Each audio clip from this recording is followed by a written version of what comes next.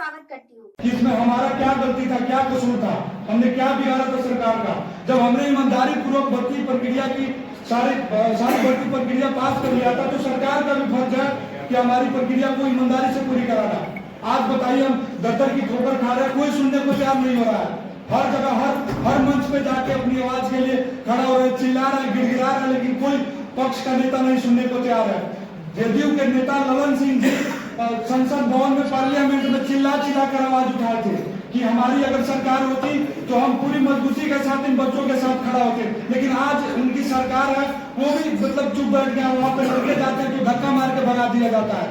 हम किसी से भीख थोड़ी मांग रहे हैं, ना तो किसी की कुर्सी मांग रहे हैं, हम बस अपना अधिकार मांग रहे हैं जिसका हम हकदार है। जब हमने मेहनत इसके लिए सर 5 साल मेहनत किया था, 5 साल 6 साल मेहनत करने के बाद में हमारा दौर क्लियर हुआ था, हमारा भर्ती क्लियर हुआ था, और इन लोगों ने पल भर में उस भर्ती को खत्म कर दिया। बताइए सर, हम कहाँ जाए, किसके पास जाए? सभी कोई कहता है, जिसके पास जाते पक्ष के पास कहता है मेरे हाथ में नहीं, मेरे हाथ में। आखिर किसके हाथ में है?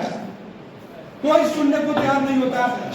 सभी लीडर देश के युवा के ऊपर आधारित करते हैं, लेकिन बात आती है जब रोजगार की, सब कोई चुप हो जाता है।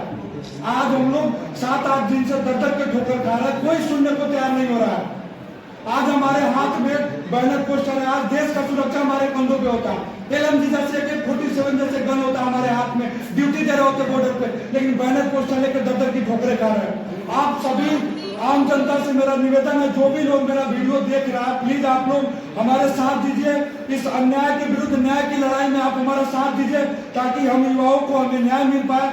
बाकी आप सभी पे उम्मीद है हमें, आप लोग हमारा साथ देंगे। जय हिंद, जय भारत। इस प्रेस कॉन्फ्रेंस में हिस्सा बने, मैं सच में आपका बहुत धन्यवाद करता हूँ।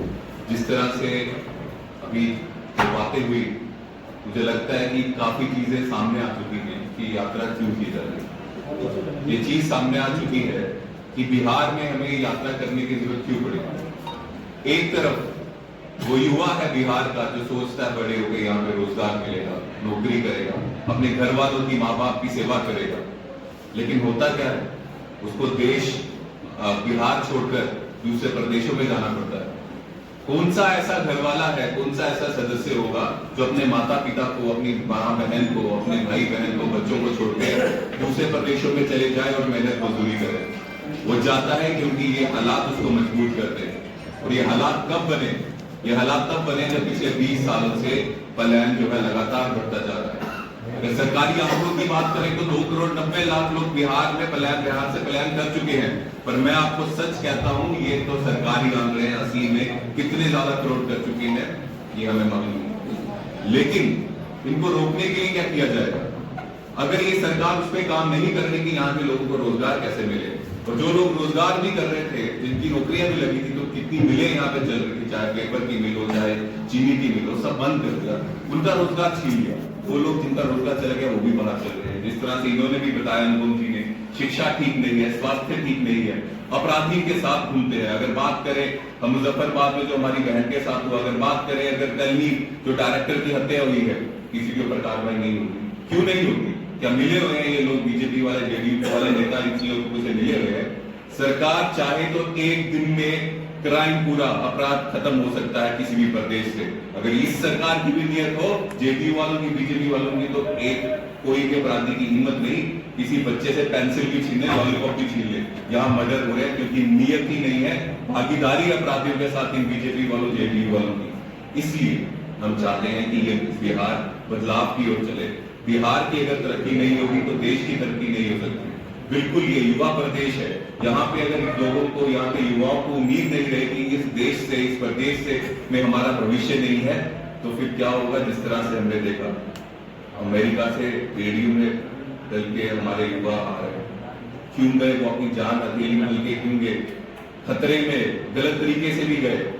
2-2 महीने मैंने उनसे बात की, तो कई लोग रास्ते में मर गए, लेकिन तब भी जाते हैं। क्यों? क्योंकि यहाँ पे रोजगार नहीं मिलता। उम्मीद ही नहीं है कि ऐसी सरकार आई है बीजेपी वालों की, जेडीयू वालों की, या केंद्र में बीजेपी वालों की, क्योंकि उम्मीद ही नहीं है कि यहाँ पे उनका भविष्य अच्छा हो सकता है। तो जान हथेली में रख के अपनी जमीनें बेच के बाहर जा रहे हैं। अगर बिहार की बात करें तो भी ऐसा है, बिहार छोड़ के दूसरे प्रदेशों में जा रहे हैं। तो ऐसा क्यों हो रहा है? अभी प्रदेशों में जा रहे हैं, फिर दूसरे देश में जाएंगे। हम गुलामी की तरफ जा रहे हैं, और इसको रोकने के लिए ये जो यात्रा है, मैं समझता हूँ एक महत्वपूर्ण और ऐतिहासिक यात्रा है, जिसमें एक ही चीज हम कर रहे हैं। हम कोई अपना एजेंडा नहीं बता रहे यूथ कांग्रेस या नेशनल कांग्रेस वाले, हम सिर्फ एक ही एजेंडा बता रहे हैं जो बिहार के युवाओं की आवाज है, उनकी जो समस्या उनको आगे रख रहे हैं। और ये बिहार के युवाओं की यात्रा है, हमारी नहीं। अगर अपने भाई की बात करें, अगर अपने भाई की बात करें, इनके पेपर हो चुके हैं, इनकी सिलेक्शन हो चुकी है, 1.5 लाख लोगों की सिलेक्शन हो चुकी है। ये घर पे खुशियां मना ली होगी, माँ बाप पेरेंट्स रिश्तेदारों ने बधाइयां दे दी होंगी, और फिर बाद में एक नोटिस निकलता है कि आपको नौकरी नहीं देगी। उसकी इनके जैसे 1.5 लाख लोगों की जिंदगी की जिम्मेदारी कौन लेगा? ये जो सरकार है, ये क्या प्राइवेट सरकार है? पैसे देकर किसी को पैसे दिए और ये सरकार बनी है? इन्हीं लोगों के वोट से बनी है ना।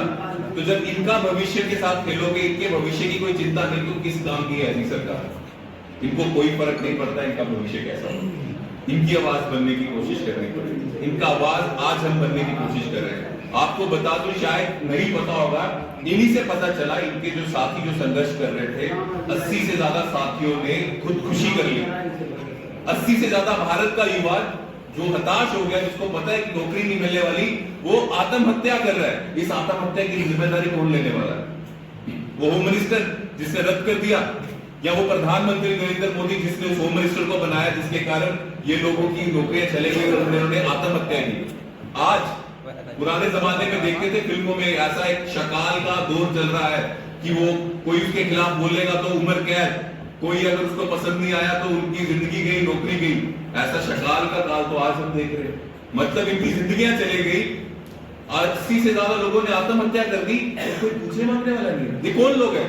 ये हिंदुस्तानी नहीं है। जब हम भारत माता की जय बोलते हैं तो भारत माता, ये भारत माता के बच्चे नहीं है, अमेरिका से आए, पाकिस्तान से आए हैं। अगर ये भारत माता के बच्चे, तो इनके भविष्य की जिम्मेदारी कौन लेगा अगर ये सरकार नहीं लेगी?